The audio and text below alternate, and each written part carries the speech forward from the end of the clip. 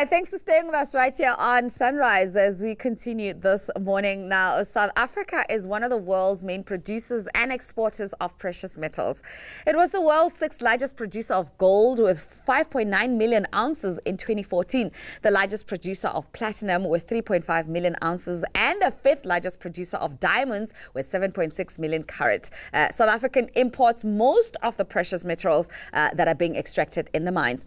Now, today in studio, we're joined by Mr. Pneuma, who is the CEO of Pneuma Academy of Excellence, and Bheku, who is a qualified goldsmith, to discuss this with us. Good morning to you, Mr. Pneuma, and thanks very much for joining us right here on Sunrise. Well, congratulations on the great work that you do at the Academy. You work with disabled young people. Just tell us about what inspired this initiative. Well, we started training about 17 years ago. We've trained about 120 goldsmiths, some of which are diamond setters. We then also embarked on training deaf people. Luckily, we have a very strong training program, a dynamic program that has also succeeded with the deaf. So that means that now deaf is not a disability. It's the power of training that is required, yeah. All right, so let's also welcome Bheku. Good morning to you, Bheku, and thanks for joining us. What is it that... Thank you so much for having me on the show. What is it that interested you into going into jewelry making? Because I'm very passionate about any skills that I have. Because now when I see jewelry, I'm very interested in it to see what my own hands can do with it. And now if I see that I've created a very beautiful necklace, earrings, and then from there I learn also from other people that have been there, and then I look at what they're doing, and then I feel that I also want to be part of that and do as well with other hearing students that are there. So that's why I was very interested in that.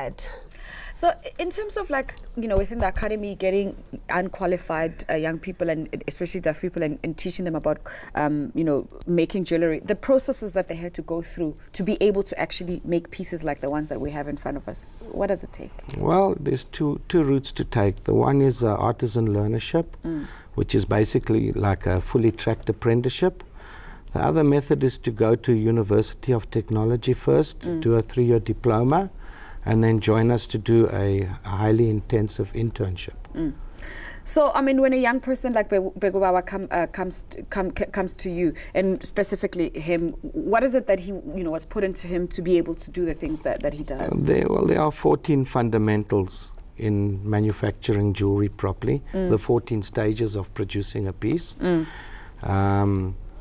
The intensity of training and the standard of quality required of each of those stages will produce the quality you're looking for. All right, so Bheku, in terms of you, I mean, what are the challenges that you'd say you would face in training, you know, to being a jewelry maker? My first time when I went into the industry, I felt like, whoa, you know, it's very difficult. This doesn't look so easy to do, because now you remember that you are using very expensive materials there.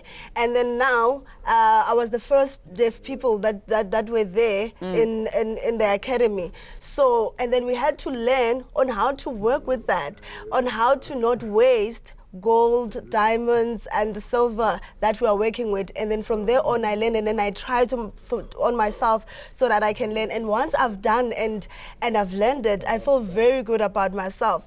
But it's not easy, because being a goldsmith requires you to be accurate on everything, so that is very challenging. And now that I have to go in setting, which means that I will be working a lot with diamonds, and you know how expensive it is, and if they break, you've lost a lot of money. So the accuracy in it, making sure that you get everything correct, puts me under pressure each and every time. And most of the time I work with Michael, he lets me know on how to do, and then I look at what he does, and then I come back and then I try and set it on myself. And then sometimes the product doesn't go according to your plan, so you have to go back and restart again. And then when I make mistakes, I go back and fix it according to the piece, how it's required to be. And then is very patient and understanding of that. I'm very grateful of. So Ms. Pneuma, it's also a non-profit organization that you guys run as an academy. The inspiration behind it and some of the challenges, obviously, that we're facing as a country with youth unemployment. How do you match the two?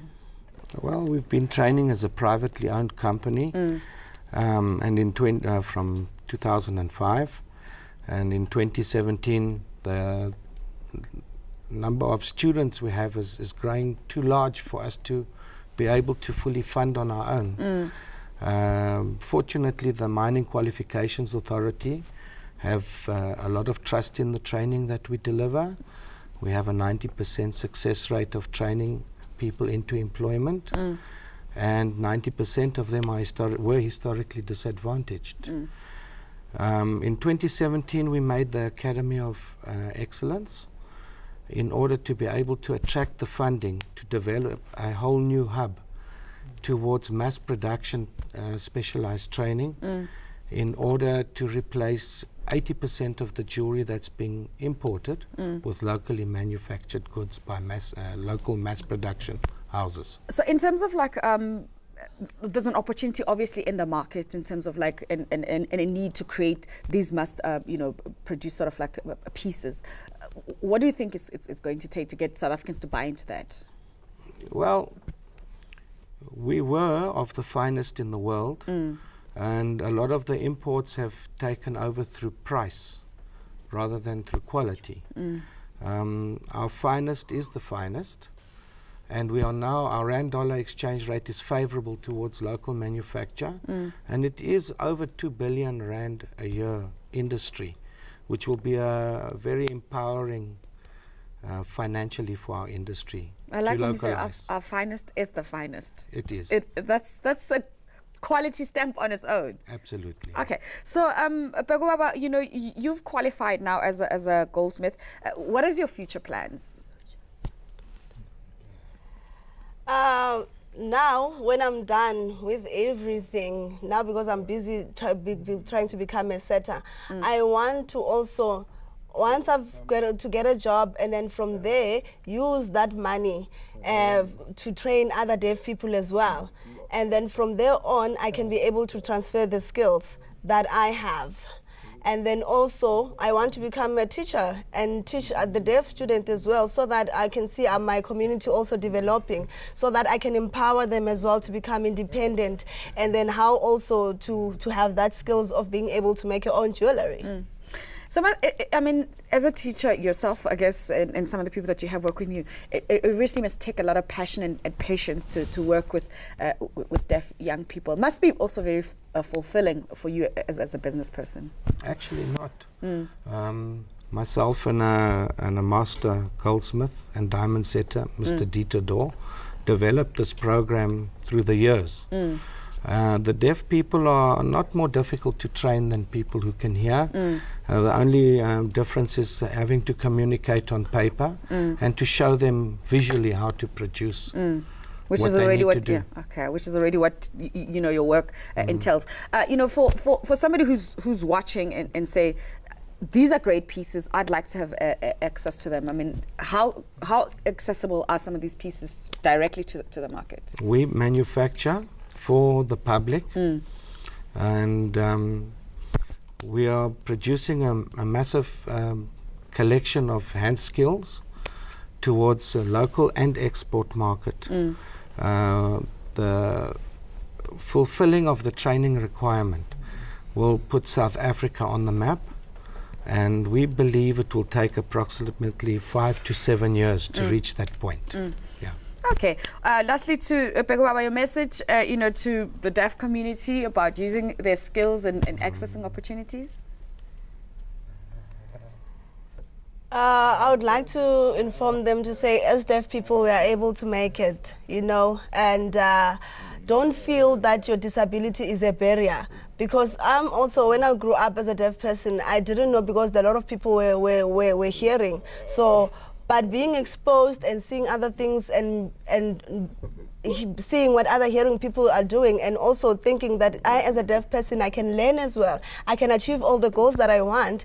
So, my message to them is that your eyes and your hands, they will help you along the way. So get any skills that is necessary. Learn as much as you can. You can become anything. And deaf people as well, all the companies, they must also try and involve deaf people into their training and not see that disability as a barrier.